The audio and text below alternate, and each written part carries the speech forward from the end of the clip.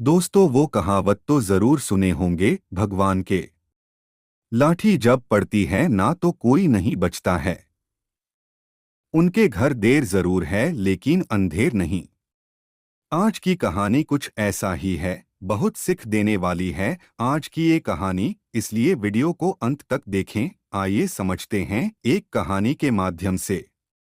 एक बुजुर्ग दरिया के किनारे पर जा रहे थे। एक जगह देखा कि दरिया की सतह से एक कछुआ निकला और पानी के किनारे पर आ गया। उसी किनारे से एक बड़े ही जहरीले बिच्छू ने दरिया के अंदर छलांग लगाई और कछुए की पीठ पर सवार हो गया। कछुए ने तैरना शुरू कर दिया। वह बुजुर्ग बड़े हैरान हुए। उन्होंने उस कछुए का पीछा करने की ठान ली, इसलिए दरिया में तैरकर उस कछुए का पीछा किया। वह कछुआ दरिया के दूसरे किनारे पर जाकर रुक गया और बिच्छू उसकी पीठ से छलांग लगाकर दूसरे किनारे पर चढ़ गया और आगे चलना शुरू कर दिया। वह बुजुर्ग भी उसके पीछे चलते रहे। आगे जाकर देखा कि जिस तरफ बिच्छू जा रहा था उसके रास्ते में एक भगवान का भक्त ध्यान साधना में आंखें बंद कर भगवान की भक्ति कर रहा था।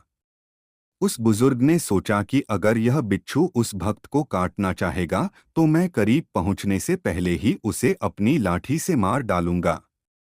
लेकिन वह कुछ कदम आगे बढ़े ही थे कि उन्होंने देखा दूसरी तरफ से एक काला जहरीला सांप तेजी से उस भक्त को डसने के लिए आगे बढ़ रहा था।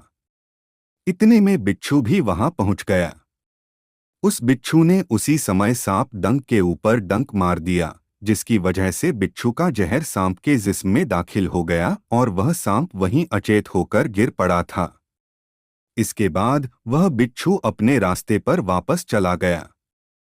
थोड़ी देर बाद जब वह भक्त उठा तब उस बुजुर्ग ने उसे बताया कि भगवान ने उसकी रक्षा के लिए कैसे उस कछुए को दरिया के किनारे लाया, फिर कैसे उस बिच्छू को कछुए की पीठ पर बैठाकर सांप से तेरी रक्षा के लिए भेजा।